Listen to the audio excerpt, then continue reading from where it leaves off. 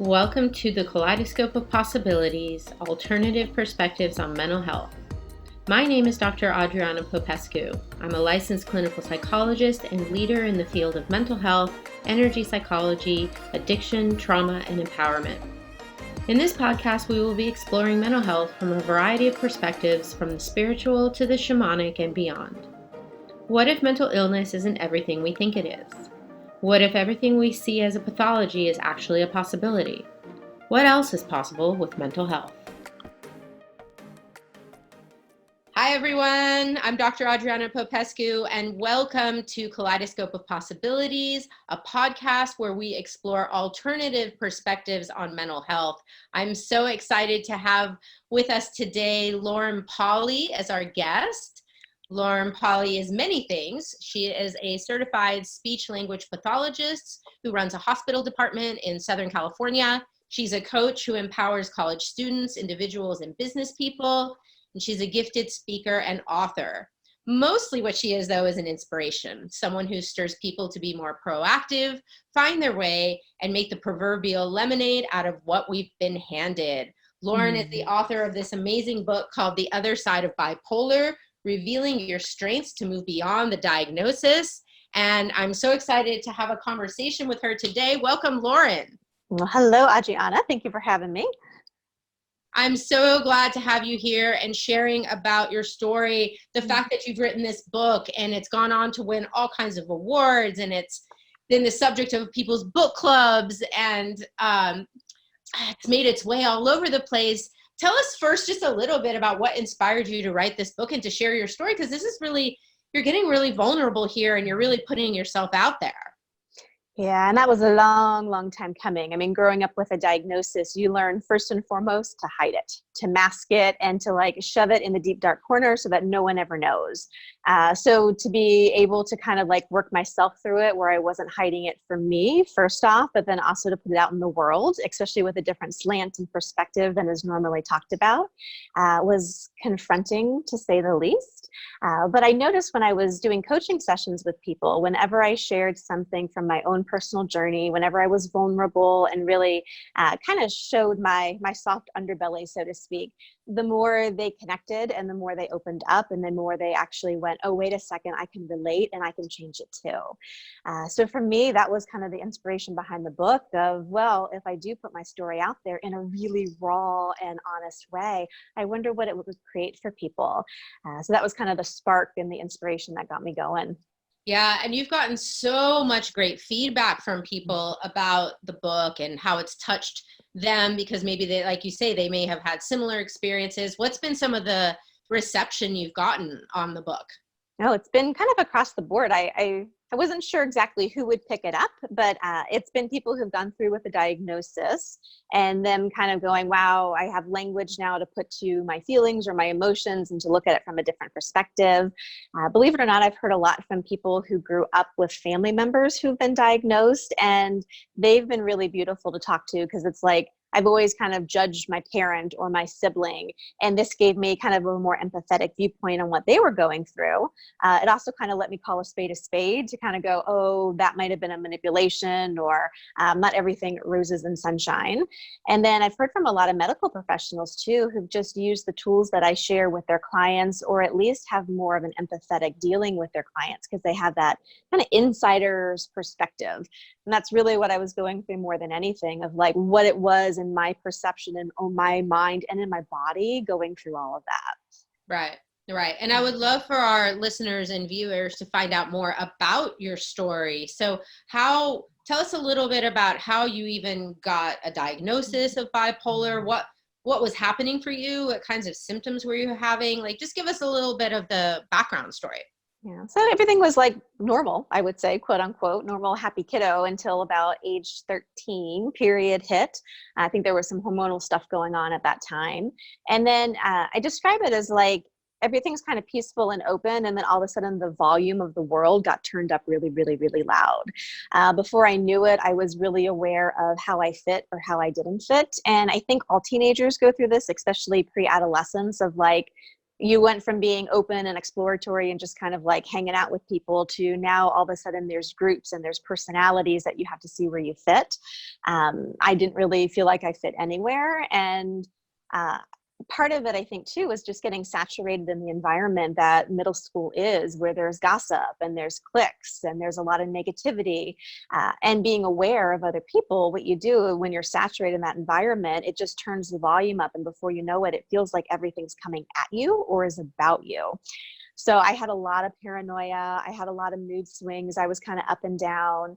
I hid it all, though. I put a bright smiley face on and kind of marched forward. No one really knew that I was struggling at that time, until I wrote a suicide letter and my parents found it. And that's kind of what led me to being taken to the psychiatrist.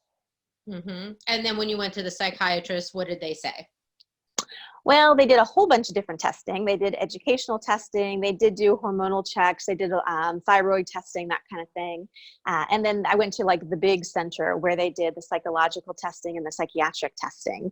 And I remember them kind of picking their way through my brain over hours. I did the ink block testing. I did all sorts of different things with them.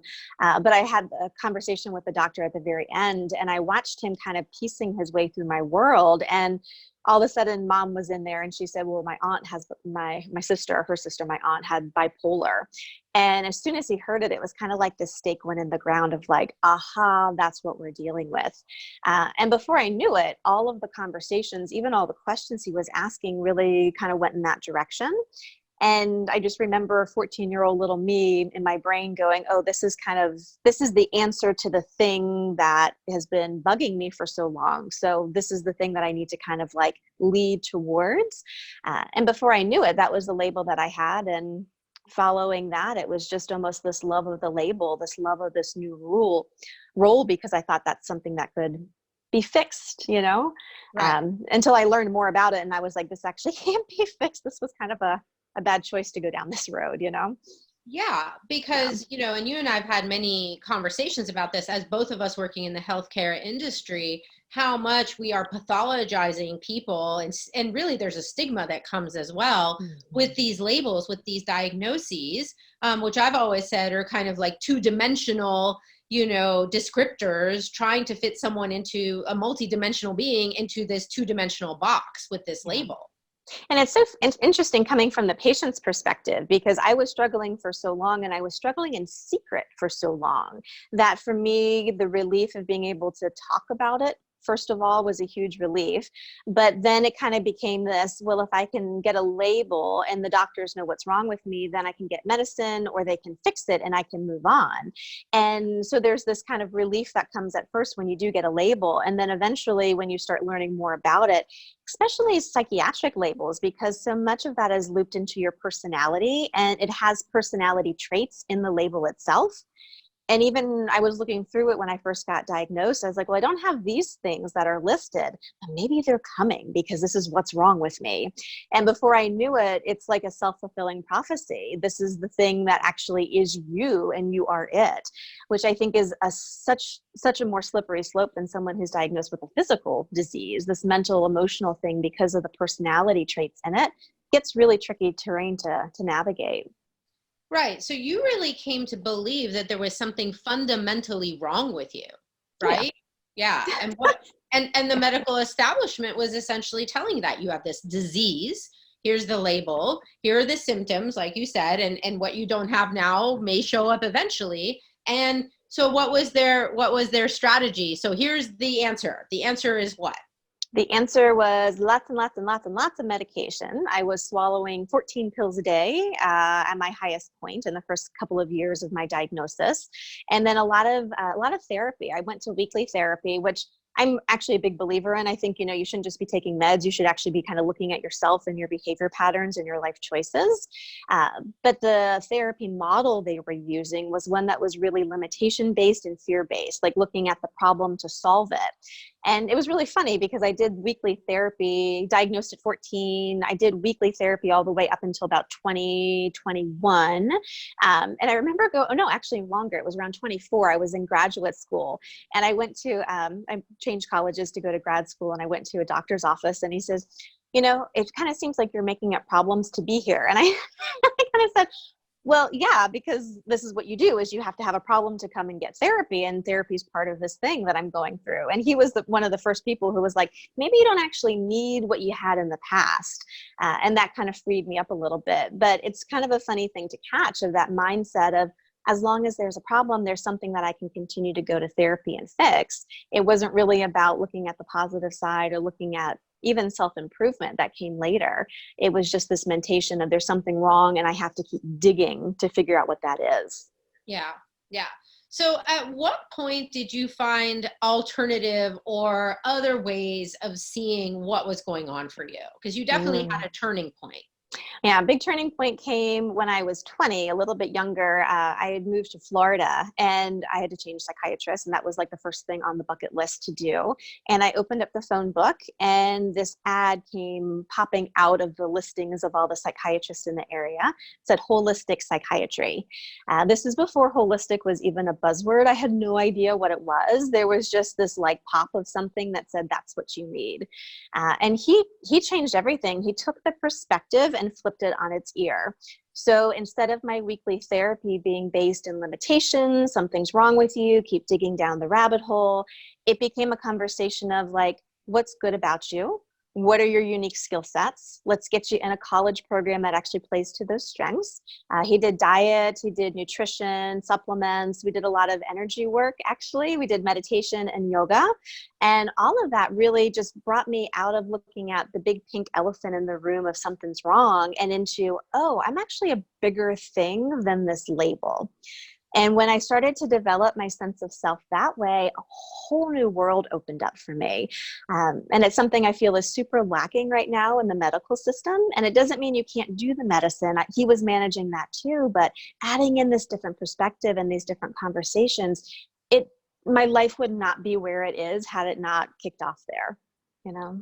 Right, right. Yeah. And all it took was one person, seeing it from a different perspective, one that was including your body, right? Because so much of the time we don't really address that with people. What are you eating? How are you sleeping? Even just like the basic fundamental self-care of your body. And you really had, and you write about in the book, especially these like intense experiences of having a lot of energy, right? Like you naturally just had all this energy, but maybe didn't always have an outlet for it. And I'm naturally very, very highly energetic anyway. Like I run a hospital department right now, and I run an international business. But I'm someone who thrives that way. That's the way I'm built. And the more that I have on my plate, the easier and more spacious and more relaxed I am. I feel like so many people with these mental disorders that look like they can't handle the basics, or because they can't handle just the basics. They actually need more going on. They have a lot of creative energy. And if they know how to direct it, that's a totally different playing field. I mean, it took me a while to build those muscles and to still kind of navigate it all, but really and truly actually playing to your strengths there, not looking at it as a wrongness. Exactly. Like, for instance, so many of the people who are getting, especially kids, this diagnosis of ADHD, right? We're calling that a pathology, a wrongness, that they can't focus on one thing. But usually what you find with these kids is they have tremendous capacities for focus if it's something they're interested in. But most kids in school are not interested in sitting there passively, not able to move, like listening to something boring that's not of interest, that's actually too slow for them, because their mind is capable of handling like 10 classrooms simultaneously, right? Yeah, it's kind of like that old example of a kiddo who is failing utterly in class, like really bad, poor engagement, and it's because when they actually test him, his intellectual ability is like 5 grades above the actual what he's being taught. These aren't really outlandish concepts. These are concepts that we see a lot of examples of, but a lot of people aren't leaning into that and actually going, wow, you function differently. Your brain functions differently. Your awareness of the world is different than everyone else. Don't shut it down, but build a life around that. And that's where success comes from. I work in this reality very, very well, but I do it in my own way. And that's what makes me a success. Exactly. So tell us more about, so you had that first holistic psychiatrist that really started including more than just, your brain chemistry and what's wrong with you. Where did it evolve from there for you? kind of went on, I was with that psychiatrist during undergraduate in Florida, and then I moved to Virginia for my graduate degree. So I was unable to continue working with him, but he lit the path for me. And from there, I went to more traditional doctors because it was really hard to find somebody who did what he did. But I didn't stop my own exploration. He just kind of opened the floodgates more. So to be able to kind of then dig into the yoga, the meditation, more self-care, that was a huge thing for me. During my work with him, he actually took, I think I was on maybe 4 or 5 different types of medicines at that time. With my work with him with a holistic approach, he weaned me down to all but one medicine. And that was just a very simple mood stabilizer. Everything else went away because when I didn't have social anxiety anymore because the paranoia went away. So all of these like self-improvement things that he did with me actually allowed my medicine to be titrated off. So it was more about kind of going in that vein and exploring. And I did that for about 10 years, yoga, meditation, working with different doctors. By the time I hit age 30, I was on such a kind of like subclinical dose of that one mood stabilizer. I talked to my psychiatrist at the time and said, you know, I don't really know if this medicine's doing anything for me. I don't know if it's needed. She was very, very wonderful in the fact that she didn't go, well, you're labeled and we can't change it. She said, let's try it and see. So she actually worked with me. She took me off medicine. We titrated over the length of 6 months. That was 10 years ago. I haven't had issues since. And that's not supposed to happen. You're supposed to be on meds to fix the brain chemistry issue. But she was willing to look at it from a different perspective and willing to work with me through it. So that was kind of where the holistic over the course of 10 years actually led to. Mm-hmm. So now in retrospect, when you look back on your experience and these symptoms, right, that were pathologized and made wrong, how do you see all of that now? What perspective do you have on that? Yeah, it's so interesting because it's always like looking back through a kaleidoscope, like your show says, you know what I mean? You catch glimpses of it. And my book goes through this too. It kind of, it goes back through past scenes and then current scenes as I was working my way through it with a different sense of awareness. You're wrong and something needs to get fixed versus maybe you're just aware of something here. For me, I think it's a mix of stuff. I think number one, I'm highly aware of other people. Other psychiatrists who've actually interviewed me for their shows and podcasts have go, oh, well, I would have put you in the category of hypersensitivity. And I said, yes. And to go further than that, it's an extreme awareness of other people and the world. And because I was so open and I have such awareness, whenever a mood came through, whenever an energy came through, an emotion came through, my entire being and body would act it out. And I think that's where the ups and downs went from. Beyond that, I'm highly aware of the spirit world. I think a lot of people with these issues, quote unquote, are actually very in tune not only to other people, but they're in tune to the environment, the earth, and also to the spirit world too. So me doing kind of these more advanced techniques, and Dr. P was amazing. She's actually someone who introduced me to the whole spirit world awareness thing that was with our work together. You'll read about her in my book. Dr. P with the bouncy red curls. The one with the bouncy red curls is this one. And that was kind of like stage 2, I always say. Stage 1 was holistic psychiatry, and that was really reachable for me at that point. That was the diet, the exercise, the yoga, and really looking at, okay, let's build up the positives in you.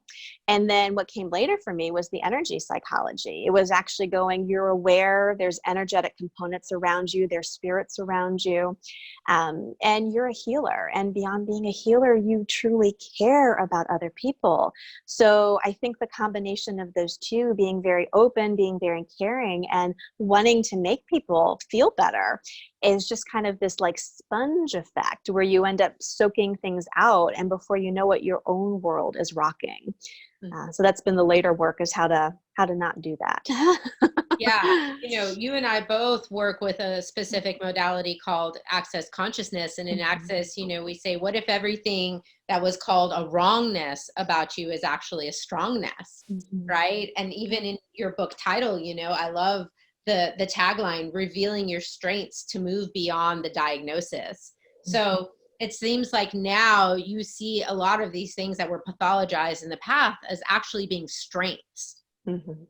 And they're also super practical. And I know people can hear this conversation and go, oh my goodness, spirit awareness and like healing other people. But from a practicality standpoint, even before I knew what I was doing, I worked at a hospital for 15 years. I work with stroke patients and brain injured patients who've lost the ability to communicate. I'm highly psychic and I'm very, very aware of other people's bodies. Guess how I've been able to communicate with these patients and lead them back into better communication. But I didn't know that's what I was doing. I didn't know that's why I was drawn to that field. But those things that sent me down crazy train earlier, being hypersensitive to people, feeling what they feel, kind of hearing their thoughts, reading their minds, whatever you want to call it, those are things that I actually use in a practical way in my everyday gig. And that's what this made me so successful with my patients. And I think people are doing that more than they think they're doing it. And then you have the ability to harness that further to actually be able to go deeper and affect more change for people. Also, the empathic thing is super interesting too, having the ability to put yourself in someone else's position, see things the way they see them. I mean, I know you do this as well. I think people who are doctors and therapists and teachers, parents even, they have this superpower to be able to flip their perspective to the other person's. It's a highly successful and creative area to be in as long as you don't lose yourself in the process. But it can look super practical too, you know? Absolutely. Yeah. And I also, as a highly sensitive, empathic person, have that same, experience of picking up on the thoughts, feelings, and emotions of everyone else, whether they're my client or not, just walking down the street and getting a download from the person I'm walking past. Mhm. So if you don't have the tools to do that, it can become, like you said, overwhelming, and you can lose yourself in other people's stuff. I know for me, it contributed to health issues where I ended up getting so debilitated with, a condition called Lyme disease. A lot of what was happening is unconsciously I was picking up those thoughts and feelings from others, and my body couldn't handle it. It got overwhelmed. Yeah. Yeah. Which is So so fascinating because it's not just the mental, emotional stuff we do that our bodies kind of take a toll too. But all of this can be undone. I know you've changed so much also. I think it's kind of a fascinating success story to really look at all the different ways this can be impacting you and your body, and also all the ability to actually change it. It's not too late. mhm. Yeah. Yeah.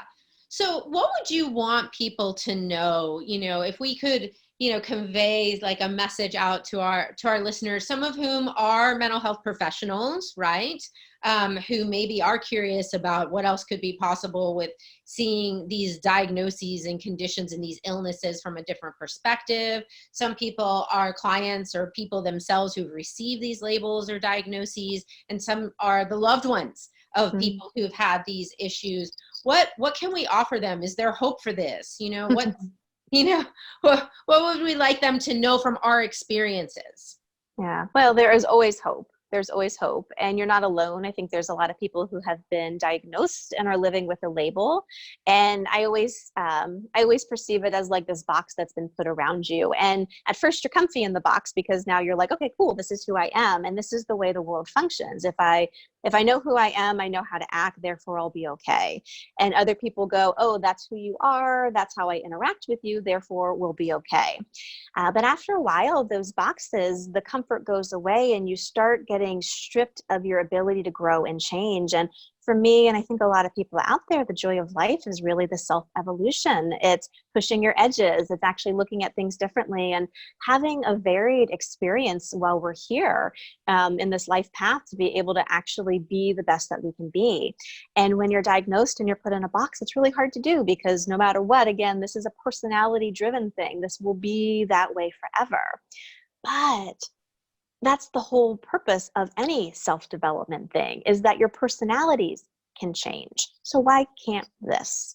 I think there's more available for all of us. We just have to be willing to ask the questions and to actually start the exploration and to get support along the way.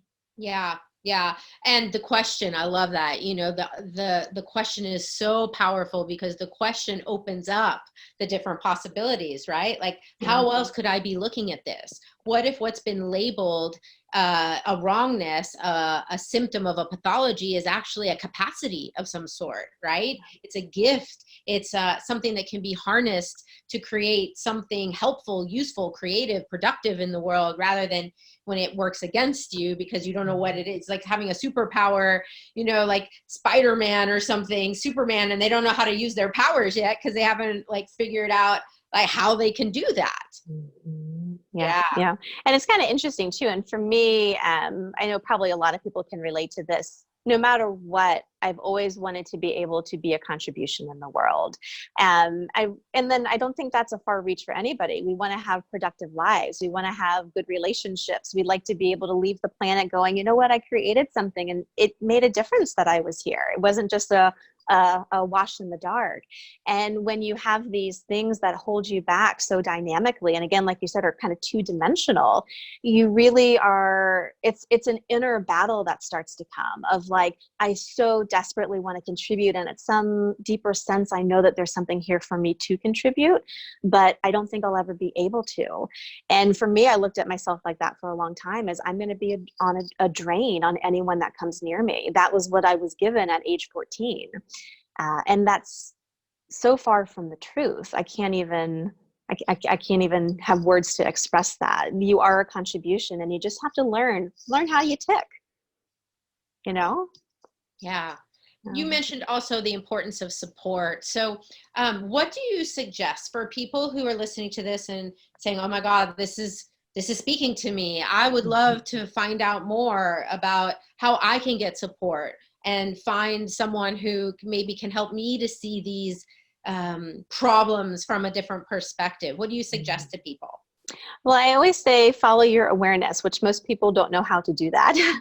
I think a lot of people go, oh yeah, I'm highly intuitive and I'm very empathetic, but how do I use that? My favorite tool is from Access Consciousness. It's called Light and Heavy. Basically anything that makes you feel lighter, and that can look differently. You know what I mean? It can feel like a lot of more space. It can feel like the elephant being lifted off your chest. For me, a lot of times lightness is kind of a pop of interest, like, ooh, what is that? This curiosity thing that starts to come, those things that allow you to feel spacious, relaxed, or curious, those are things that are true for you. Things that stop you, box you, or feel heavy and kind of sit funny in your gut, those aren't true for you. So if you're looking for support and you're having a conversation with a professional and you're starting to feel locked up, you're starting to feel heavy, and they aren't open for you exploring or asking questions, questioning them even, I'd say that's probably someone that you like to be able to kind of step back from. There's a lot of supply out there. There are people who are doing different things. There are different ways. It's not just the doctors, the psychiatrists, and the psychologists. You have life coaches, you have facilitators, you've got different modalities to dig into. And you don't have to choose just one. You can work with multiple, but you want to be able to go, you know, there's more supply out there. If I'm feeling heavy with this person, I need to look around for somebody else. Yes. And you yourself now are working with clients. You do coaching. Yeah. Tell us more about that. Yeah, I love it. It's so fascinating to kind of like get in deep with people, really, really, really that deep creative space, and actually rework body, brain, and the being. And I think it's so fascinating, the different people that I've worked with. Some people right out of the mental institution. Those are kind of very, very intense, trying times because you just had everything rocked. And then I work with a lot of entrepreneurs, believe it or not, who looked at what I've created with my life story and my book success and kind of go, I'd like to do that too. How do I do that? So it's kind of a variety of things, but at the crux of it is really looking at your ability to take care of yourself. And for me, that's really about living authentically and actually knowing yourself and caring enough about you and what you're putting out in the world that there's a beautiful congruence where you feel relaxed and your life just gets better. Whether you're looking at fixing a problem like a mental health thing, or you're looking at going bigger in your life, that's something all of us require, you know? Yeah. How can people, if people would like to get in touch with you or find out more about your coaching, I know you also teach classes and stuff, how can they find you? laurenpolly.com is my website, and that's got everything up there. That's got my book and my podcast that's out weekly called the Lighten Up Podcast with Lauren Polly. Yes, I forgot to mention that. Yeah, tell us about the podcast. This is great. Yeah. The podcast is like my baby. I just got this hit of like pillow talk. Like I love that intimate, nurturing, because so many of us just feel alone in what we're going through. We get inspiration, we do get support sometimes, but even when we're running our way through it, it just kind of feels very alone. We're missing that intimacy. And so that's kind of the basis of the show. There's a very kind of pillow talk, us kind of crawling into bed together and sharing some stories and some inspiration. So that comes out weekly. It's a 14-minute pop of inspiration. Yes. And we'll put links in the show notes for all the ways you can find Lauren and her podcast. And she's all over social media. We're all in the 21st century now. Yes. And I want to thank you, Lauren, so much for being on the show today. You truly are a gift. I know it took you a long time to write this book. It took a lot of courage. I know it brought up all kinds of stuff for you, but it is such a tremendous gift. This book, you guys need to check it out. The Other Side of Bipolar. Lauren, you are an inspiration. You and your experiences are an inspiration. Do you have any final words for our listeners and viewers that you'd like to share? Yeah, there's my quote from our mentor, Dr. Dane here, who's one of the founders of Access Consciousness, is anything is possible and everything is changeable.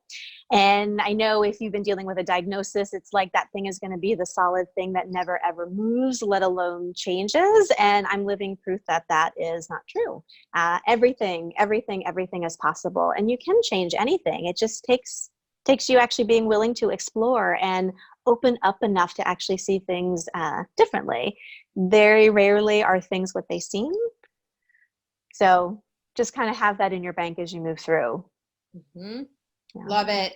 Thank you all so much for tuning in today. I'm Dr. Adriana Popescu here with Kaleidoscope of Possibilities. Tune in next time when we'll take another look at mental health from different perspectives. Thank you for joining me for this episode of Kaleidoscope of Possibilities, Alternative Perspectives on Mental Health. This has been Dr. Adriana Popescu. If you enjoyed this episode, please like and subscribe and share with others. To find out more about me, my guests, and more, please visit my website at adrianapopescu.org. See you next time.